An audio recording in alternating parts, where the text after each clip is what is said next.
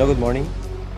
Today, we will talk about research and we will discuss, explain natin kung ano ba yung mga usually na confusions natin about research. So, starting with the introduction to the research, ito yung magiging guide natin throughout the discussion. First, we will discuss about the definitions and then we will go to the general kinds of research, the research methodologies, the quantitative research design, and lastly, choosing data collection method. So let's start. So here I have a quotation by Earl Robert Babby, and he says that research is systematic inquiry to describe, explain, predict, and control observed phenomenon. It involves inductive and deductive methods. So itong research na to, medyo specific siya. Meron siya mga terminology na sinabi. Una, yung inductive, and the second one is the deductive method. So itong mga methods na to later, explain din natin. So it says here that it is to describe, explain, predict, and control the observed phenomenon. So the very nature of the definition of research, according to this American sociologist, is that it is a tool that we can use to interpret and to explain data that we gathered. So it leads us to what we call the paradigm. When we say paradigm of research, ito yung tinatawag natin ng mga models natin, o ito yung overall na tinitignan natin sa ating pangangalap ng data o sa kabuuan ng ating research. And meron tayo dito the definition. A research paradigm is a method, a model, or a pattern for conducting research. It is a set of ideas, beliefs, or understanding within which theories and practices can function. So, here, I cited 3 of the main paradigms of research. And when I say it's just 3 of the main paradigms, please remember na medyo marami kasi mga paradigms. So, ang explanation ko dito, since when we talk about research, the main purpose of research is to improve the current knowledge. So, it means that dahil din sa pinaka-nature ng research, this paradigm, ang dami mga nag-uusbungan na panibago. So, for the sake of discussion, let's point out 3, which is the first one, the positivist, then the second one, the interpretivist, constructivist, and then the pragmatic. So let's discuss this shortly. Yung brief explanation lang niya. So as you can see here, meron para mga parameters that we can discuss this paradigm. The first one is the ontology, the epistemology, axiology, methodology, and the data collection. So those key areas, we can identify the difference between these paradigms. So the first one, positivist, this one, ito yung medyo leaning towards the scientific data gathering, scientific method. In this particular paradigm, the nature of research is that there is a single reality. As opposed to that, there is no single reality for the interpretivist, constructivist. And then, for the pragmatic, social real life issues, the focus of the research is the social real life issues. And then for the epistemology or the nature of knowledge, how they see the data, how they see this body of knowledge na inaaral nila. Now, it says here in the positivist, the observer is independent of that being research. So how the research consider the data. And then interpretivist observer is dependent on that of that being research. Meaning, tong interpretivist constructivist natin na to, talaga linked yung ating researcher as compared to the positivist, na kailangan may separation talaga siya. And then, for the pragmatic, when we say pragmatic, from the term pragmatic, okay, it's like combination. So, it's the combination of both positivist and interpretivist paradigm. For axiology, the role of researcher, paano tinitignan o ano yung role mo bilang nangangalap ng data. For the positivist, since this is the main focus of positivist is one reality, meaning uh, it is unbiased. Hindi pwedeng yung isang realidad hindi maging kapareho para dun sa ibang tao. Ibig sabihin, sa lahat, parang yung nature ng science natin, merong isang reality lang. Pag nalaglag yung isang mansanas galing sa isang puno, merong isang nag-govern lang na law doon. That's the nature of science. On the other hand, when we say interpretivist, constructivist, from the term interpretivist and constructivist, it prioritize, or in making sense of data, they believe, the interpretivists, that there are different realities. There are multiple realities. So it says here, it's bias. Bias in a way na yung mga researcher, since they are engaging, they are developing this relationship with the population, parang we can say that it's biased because the interpretation should be based from the reality of that particular individual that they are interviewing, or they are gathering the data. And for the pragmatic, it's goal-oriented. Okay? So it's just like the combination of the two. Second one, the fourth one, it's methodology. So most likely, the positivist is used by quantitative research. On the other hand, the qualitative, we know these two. Pag sinabi natin quantitative, mini-measure natin using numbers. And then for qualitative, we measure the quality or the text, the understanding, the underlying understanding about that particular phenomenon. And then for the pragmatic, since it's a combination, usually it is used for mixed methods. And then for data collection, as you can see, merong sinite dito. Usually the positivists are the experiments, laboratory experiments, the scientific experiments, and then the quasi-experiments, the test and the scales, all of those. Surveys, pasok dito sa positivist. So yung pinaka-paradigm mo, yung pinaka-model mo, kapag quantitative yung approach o yung research design na gagamitin mo, it's positivist. There is one reality. Lahat nung na-experience nila is governed by this particular knowledge. So for the qualitative, you have interviews, observation, document reviews, visual data analysis. So meaning dahil nga yung approach ng qualitative is how to explain or explore about the phenomenon, ayan, ito yung mga ginagamit na mga methods. Then the next one, the pragmatic, dahil it's mixed method, may include tools from both positivist and interpretivist. Sample, interview, and observation in the same time. So ito yung tinatawag nating paradigm. Tandaan to, no? Bago tayo mag-research, you have to decide kung anong paradigm yung gagamitin mo. Okay? Anong model, ano yung magiging approach mo, ano yung parang pattern na gagamitin mo sa the whole research. Okay? So now, let's go to the second topic, which is usually confuse us. Okay? We call it the kinds of research. Ano yung kinds? Anong uri ng research yung gagamitin natin? So here, also for the sake of discussion, tulad ng sabi ko sa inyo dun sa paradigm, marami din na different kinds. Yun nga lang, for the sake of discussion, we have 1, 2, 3, 4, 5. Okay, we have 5 basic kinds of research. Starting with the first one, which is basic research. Basic research focuses on generating fundamental knowledge. The second one is applied research. The third one is evaluation research. The fourth one is action research. And lastly, we have orientational research. So ito yung main kinds of research that we can identify. So let's start with the first one, basic research. Research aimed at generating fundamental knowledge and theoretical understanding about the basic human and other natural processes. So when you just want to generate the body of knowledge about this particular phenomenon, a particular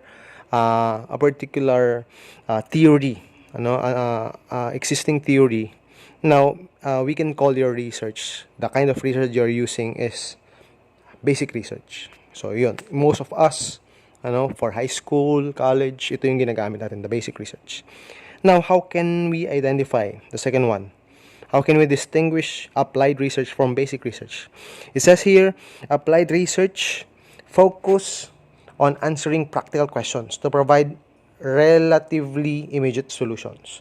So when we say applied research, from the term applied, okay, it's the application of the theory. So when you have this particular solution in a problem and you want to test it, you are doing the applied research. You have this particular understanding of phenomenon and you want to try or test it. If you apply it in a classroom, what will happen? So basically what you are doing is the applied research. So that's the second one. And then the third one, we call it the evaluation research. When we say evaluation research, traditionally is subdivided into two types. Merong formative evaluation, merong summative evaluation. So for the sake of discussion, dito natin siya inilimit, no? It is according to the purpose of the evaluation. And for the formative evaluation, it is focused on improving the evaluation object. And then, on the other hand, when we say summative evaluation, it focuses on determining the overall effectiveness and usefulness of the evaluation object. Meaning, when we say formative, you want to address, what's the current, for example, the K-12 program. You want to evaluate the effectiveness of this new curriculum. Okay, when you study, when you try to study this K-12 program and develop and improve it, okay, you are using formative. Now, when you focus on determining the overall effectiveness, I mean for the time span, you want to look at the effectiveness of the K-12 program in a 5-year time. Now, somehow that is called the summative evaluation. So it's also part of the evaluation research that we call. And then the next one, the action research. Action research focuses on solving specific problems that local practitioners face in their schools and communities. So ang pinaka-guide lang natin dito when we say action research, the focus is a specific discipline. For example, for us teachers, you want to study the effectiveness of a particular teaching strategy. So that's focus on our discipline. So in somehow the guide for distinguishing action research to other kind of research is that there is an intervention, there is a solution that you are assessing. And then lastly, we have this orientational research. Orientational research focus on collecting information to help the researcher advance a specific ideological and political position or orientation that he or she believes will improve some part of our society. So somehow, this orientational research, you are looking at the overall orientation of individuals. Somehow, it says here that the ideological political position or orientation. So how people view things. In a particular community, they view things just like this one. You want to study that. And then it's called the orientational research. So those are the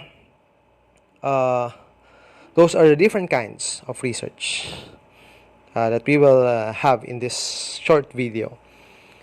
So now, we go to the next one.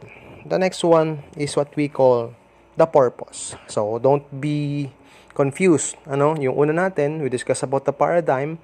We have different paradigm like the positivist, interpretivist, and the pragmatic. And the second one, we discuss about the kinds. When we say kinds or uri in Tagalog, ito yung basic research, applied research, evaluation, formative, action research, and orientational research. And then now, we will discuss about the purpose of research. When we say purpose, ano yung aim mo? So, anong gagawin mo? Anong gagawin tong study mo? So, we have three. The main purpose of research are the following. The first one, exploratory. The second one, descriptive. And then, the third one, explanatory. So don't limit yourself with these three, because when you go along with college and postgraduate, you will encounter different kinds combining these purposes. So pwede ring maging dalawa yung purpose mo sa research mo, di ba? So for the sake of discussion, let's just have a brief explanation of these three. The first one, we have exploratory. I have a long definition of exploratory, but then the main goal of exploratory research is to explore, or is to dig deeper, to analyze deeply, what's happening. So that's the purpose of your research. As the name suggests, a researcher should conduct exploratory studies to explore a group of questions and answer analytics may not offer a conclusion to the perceived problem. It is undertaken to handle a problem areas that haven't been explored. And then usually, remember that when you use exploratory research, hindi pa siya well-researched yung topic mo. Ibig sabihin, hindi pa masyadong napapag-aralan, kaya mag-explore ka. That's your purpose. Now, the second one is descriptive. When we say descriptive from the term describe, when you say describe, you just want to show. Ito yung data. This is what's happening. So, when we say descriptive, it focuses on expanding knowledge on current issues. So, when you try to describe, somehow, what you will use is just to present the data. Kung anong nagaganap. For example, you conduct a survey and then you want to show the number of students who are happy in a particular school. You just show the data. So, that particular purpose, if your purpose is just to show kung ano yung level ng kanilang happiness in a particular school, the purpose of your research is basically what we call the descriptive. You just want to describe. And then lastly, we have here the explanatory. When we say explanatory, causal or explanatory research is conducted to understand the impact of a specific change in existing standard procedures. Running experiments in the most popular form. So as you can see here, most of the scientific research, they are explanatory. We have this theory governing this particular phenomenon, and then they want to expound it. They want to test kung talaga bang nag-a-apply ito.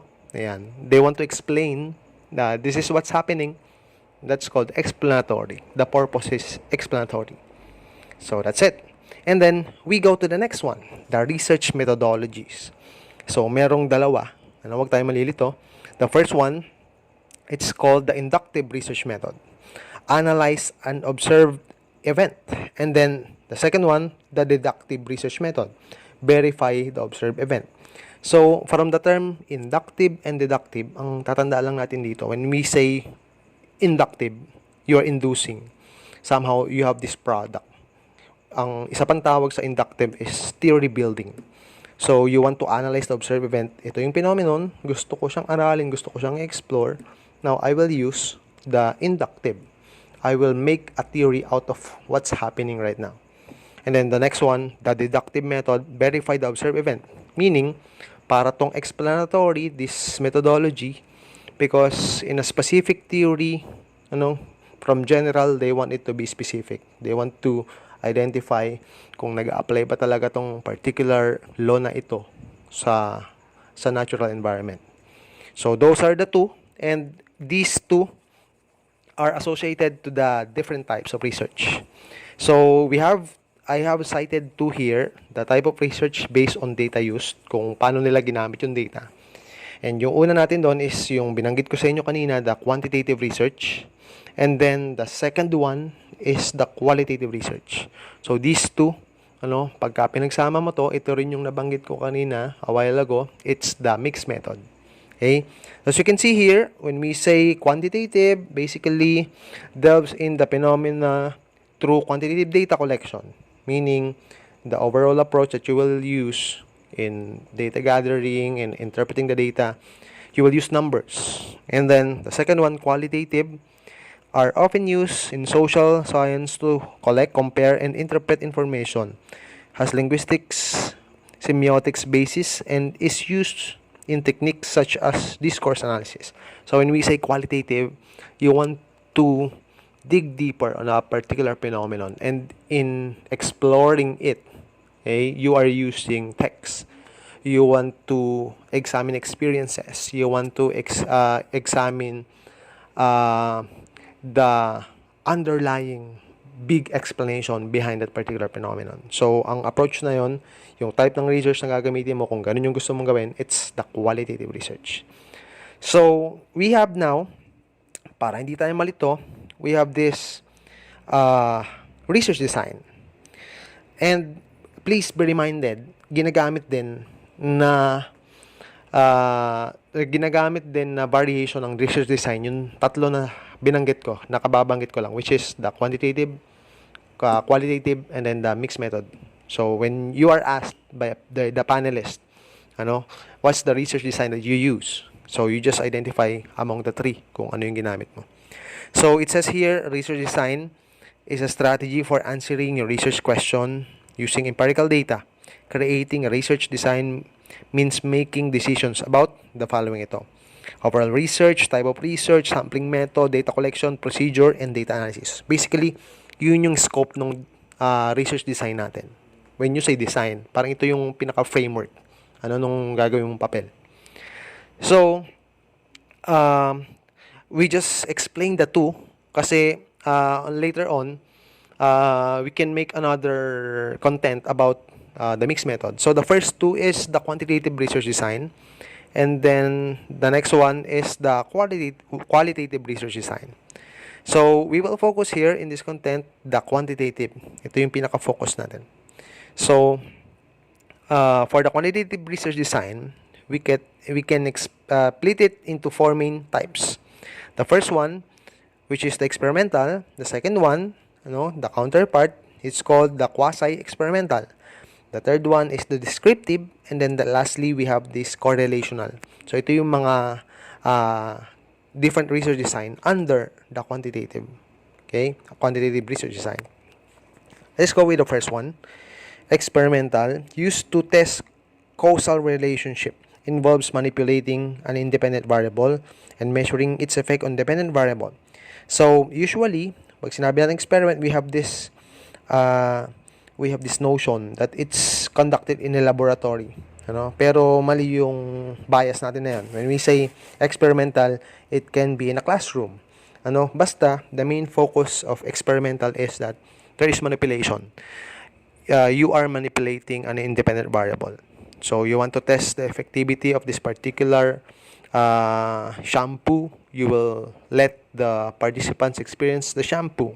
You will manipulate, and other participants will be controlled. They will not experience using the shampoo. So that's experimental. You are testing. The next one, quasi-experimental, on the other hand, it also tests causal relationship just like the experimental.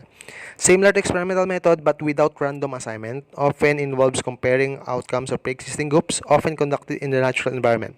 So the main difference of experimental and quasi-experimental is that in quasi-experimental,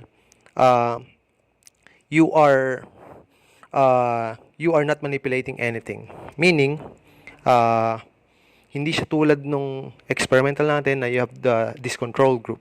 You do the research in the natural environment. And then, we have the correlational. When we say correlational, used to test whether the variables are related. Variables are measured without influencing them. Again, for the correlational, you are not manipulating. You are gathering the data in the natural environment. When we say correlational, please remember na it's about the relationship. Kapag meron na kayo nakitang sa purpose ng papel nyo, o sa purpose ng papel, o dun sa any part, any chapter na nakalagay, we want to see the relationship of this and this. So, ang ginagamit nila is correlational. The next one we have is descriptive, used to describe characteristic, averages, trends, variables are measured without influencing them. Again, you are not influencing, you are not manipulating. You just want to show the level, the characteristic of a certain phenomenon. You just show it, through graphs. That's called the descriptive research. And then we go straight to the next one, which is choosing the data collection method. Data collection method are ways of detecting, measuring variables, and gathering information. They allow you to gain first-hand knowledge and original insight into your research problem. So this is one consideration in identifying your research design. You have to consider the data collection, how you will gather the data. Okay, so for data collection, we have here the survey method, and it's for the questionnaires. More common in quantitative research, yung paggamit ng survey method, pagpapasurvey, na-experience natin to sa mall, yung iba't ibang mga kaklase natin nagpapasurvey sa atin. This is one way of collecting data. And it's usually for quantitative research. Maybe distributed online. Ito, usong-uso to sa mga G-form. Yan, kapag ganun yung ginamit natin, quantitative siya. Okay, that's called survey method. Now, for the next one, we have here the observation method, quantitative observation. Systematic counting or measuring categories and criteria determined in advance. So, pwede rin pala tayong manghalap ng data using an observation method or the quantitative observation. So, please remember, when we say quantitative observation, you are assigning a value. There's numbers. So, you can say, you can argue, hey, it's observation. You are interpreting. But then, when you are using a quantitative observation, meaning you have assigned a certain number for your for the data that you are gathering. Okay, so those are the different considerations that you have to prioritize in doing your research. Let's summarize. The first one is the paradigm. Okay, you focus on the paradigm, and then we discuss about the kinds of research: basic research, applied research, so on and so forth. And then we discuss about the purpose. You have explanatory, descriptive, and exploratory. And then we have the research methodologies, the inductive, deductive. And then we discuss about the research design, which is basically can be summed up into three: quantitative and qualitative research design. And then we discuss about data gathering, which is important to consider in determining the research design that you will use. And now, having said all of that, you will ask yourself if, sir and ma'am, can I have a positivist research, which is a basic research, or a applied research, which purpose is to explore? Pwede bang pagsamasamahin lahat yun? And the answer to that question is yes. In one research, you can have one or two kinds of research. And at the same time, you can have your own paradigm for that particular research. And at the same time, you can have a purpose, another purpose for your research. So, basically, sa isang research na gagawin nyo, high school man yan, college, itong mga to yung ma-identify nyo kaagad-agad. So, ito yung kailangan nyong sagutin pagka nagsusulat kayo ng papel. Mas maganda and mas maigi, na sagutin nyo ito pagkatapos nyong mag-check ng literature. Kasi, always remember na in starting your research, you have to check the literature. I have this notion before na kapag ka nag-research ka, you have to start in a problem. Now, you just realize na mali pala yun. Kapag ka nag-research ka, kailangan mag-uumpisa ka talaga sa literature review. Mag-review ka muna, and then you will find out the specific topic, and you will determine the problem by reading the literature, the existing literature. So, I hope those discussions that we have here can help you in your research. And you can answer this. I have here an activity, and just have to fill the blanks, fill the table. Research title, what's your research title? And then the year, research design, data collection method, and the comprehensive discussion on how the research design. So you just have to look for an article and you fill these details. So here's the details. Ayan, just look at it. So after that, I just want to take note that this content is from my advanced quantitative research class by my professor Rolando Mulna of BPSU. And then these are the references that I have with the particular details that I shared to you. So that's it. So I hope this helps, and please spend time in researching, because this is the key to our progress. I believe that research, ito yung magpapaunlad sa atin, bilang isang community. So thank you for listening, and see you for a different content the next time around. Thank you.